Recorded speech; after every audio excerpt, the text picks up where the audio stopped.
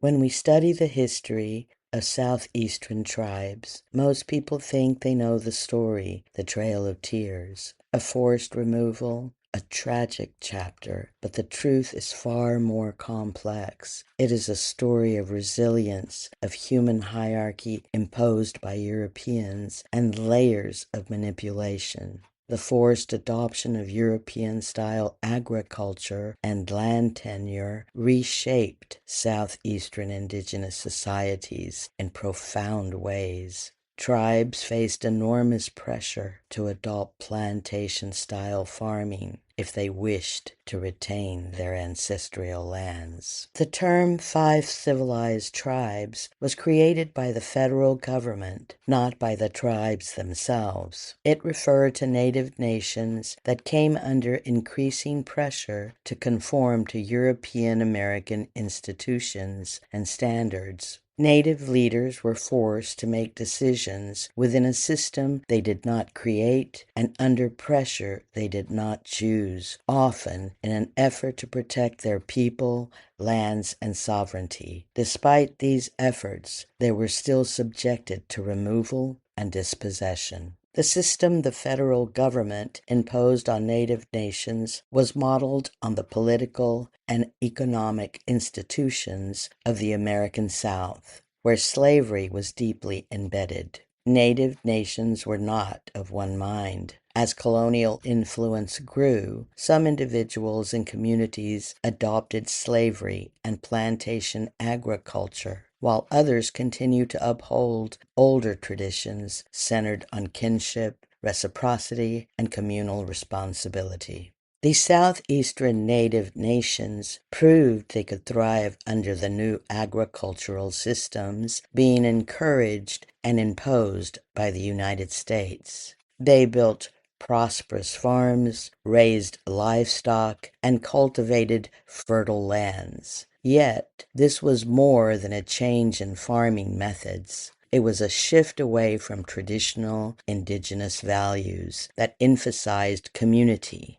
shared responsibility, and providing for the people. The new system rewarded private ownership, large-scale production, and profit, transforming the land from something that sustained the community into something that could be bought, sold, and exploited for individual wealth rather than the well-being of the community. The success of these native nations had an unintended consequence. As white settlers watched native communities prosper and the demand for cotton and fertile farmland exploded, many began to see those indigenous homelands not as sovereign nations to be respected, but as valuable land to be taken. These dynamics, driven by European influence and U.S. land policies, facilitated the large-scale and forced relocation known as the Trail of Tears. The tragic result was not only the loss of land, but also the imposition of foreign and social structures that disrupted indigenous culture. The Choctaw, the Seminole, the Muscogee Creek, the Chickasaw, and the Cherokee were sophisticated societies long before European colonization. They had their own laws, governments, spiritual practices, and economic systems. Many southeastern traditional natives fought for the Union in the Civil War. Those who adopted white plantation practices often fought for the Confederacy. After the Civil War, the U.S. government imposed new systems of enrollment for the five civilized tribes. The Dawes Rolls and similar census recorded citizens for land allotment, but not everyone listed had a legitimate claim to citizenship within these nations. Some non-native individuals living near the reservations or working with tribal authorities gained access to the rolls through fraudulent or questionable claims to tribal citizenship despite having no indigenous ancestry. According to long-standing historical accounts, money and influence were sometimes used to secure enrollment, a phenomenon later dubbed the $5 Indian fraud. Their motive was simple: land and status. Combined with federal allotment policies, these enrollment controversies contributed to the dispossession of millions of acres of native land out of tribal control, feeding European and Euro-American greed.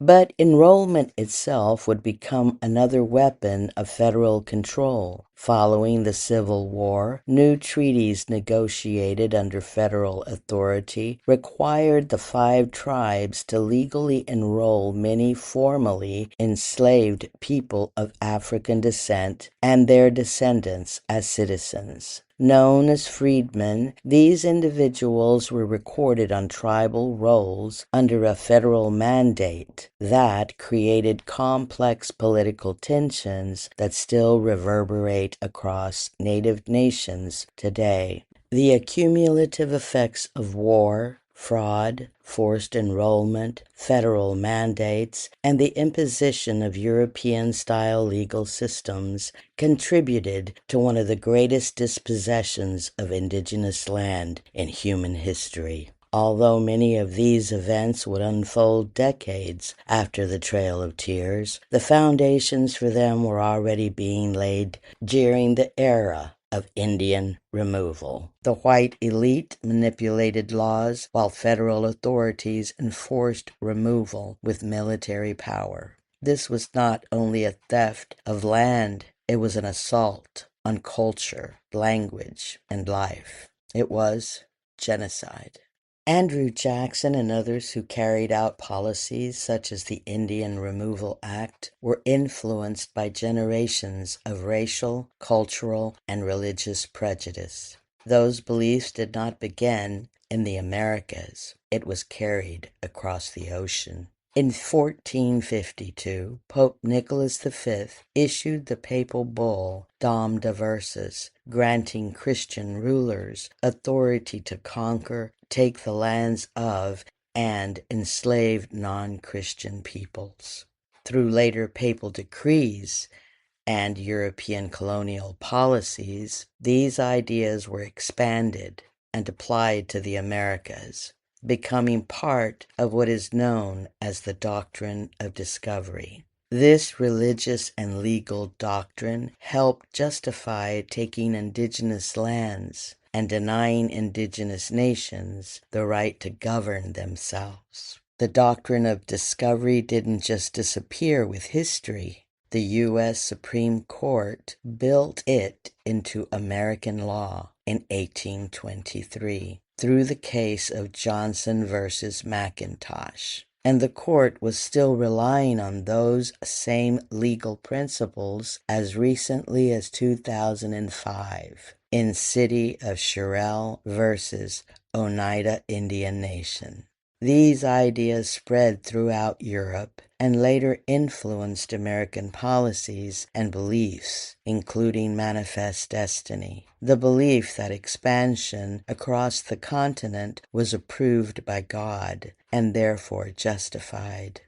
These systems did not arise from the teachings of Christ, but from political and colonial ambitions that weaponized religion to justify violence, land theft, and systematic annihilation against indigenous people. Andrew Jackson represented a society built on a rigid racial caste system, a system that placed white people at the top and labeled indigenous peoples, African peoples, and anyone who was not white as being lesser beings. Jackson embodied this mindset. He believed that only whiteness had value, and this bigotry shaped his policies, his decisions, and ultimately the Indian Removal Act.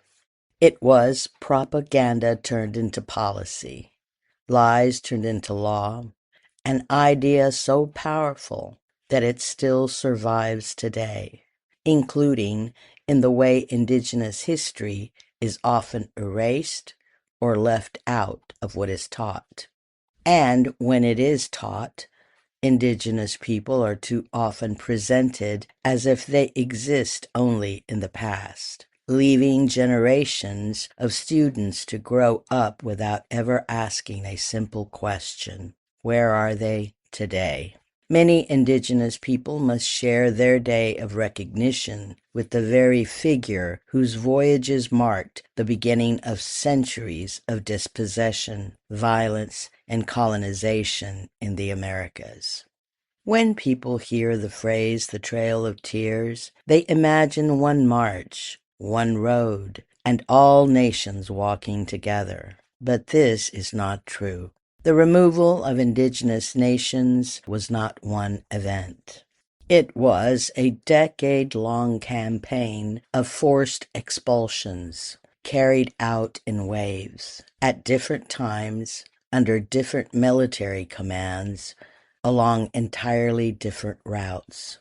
5 sovereign nations were targeted: the Choctaw, Seminole, Muscogee Creek, Chickasaw, and the Cherokee. Each experienced their own trail of tears, and each one ended in present-day Oklahoma.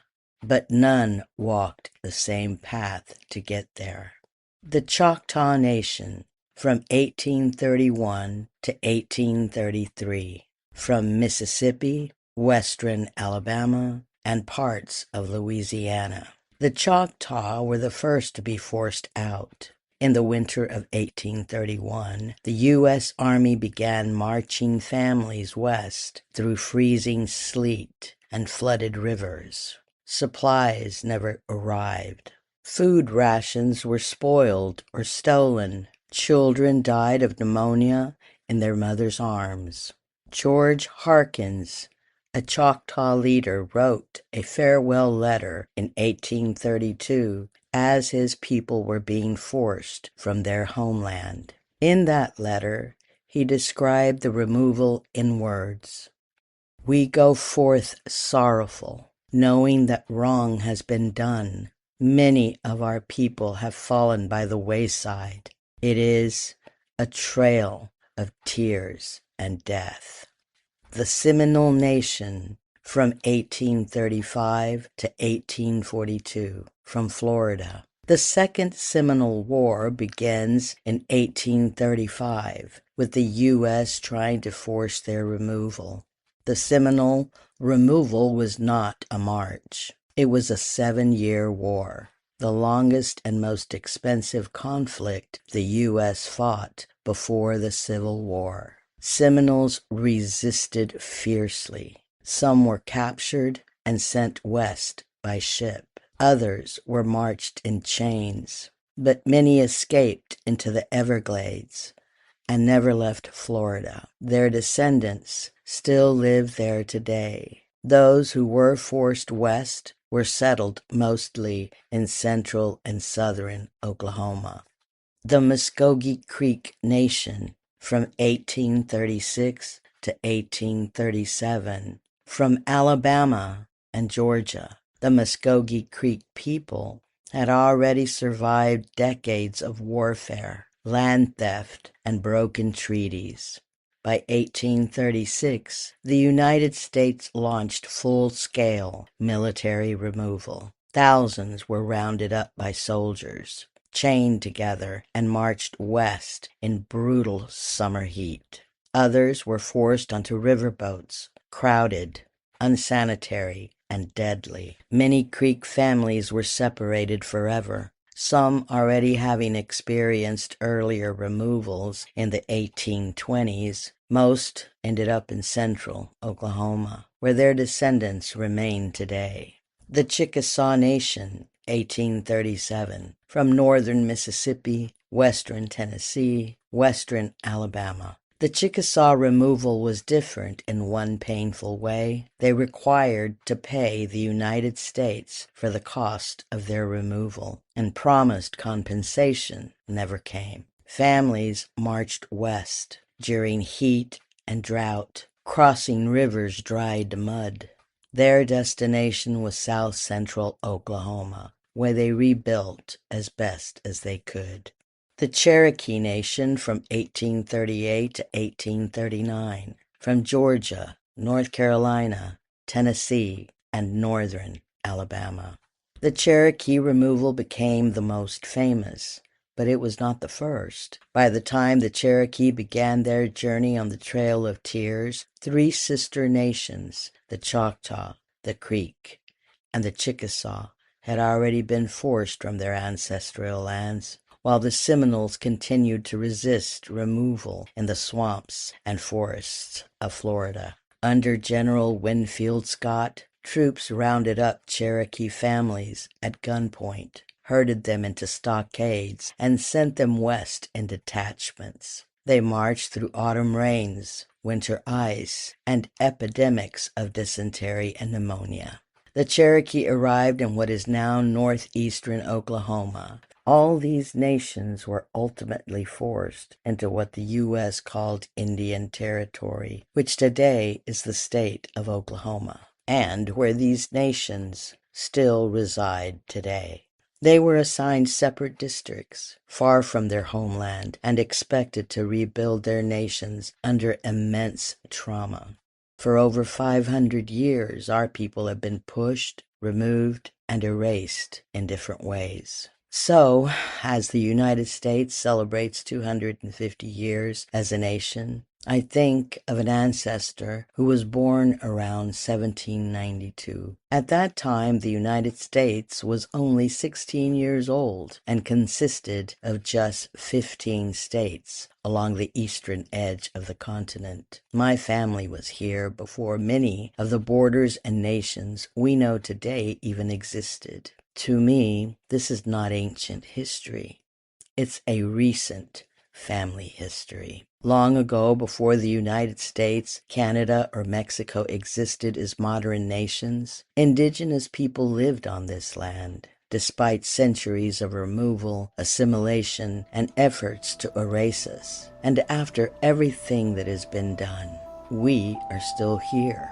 We are not strangers to this land. We are the land.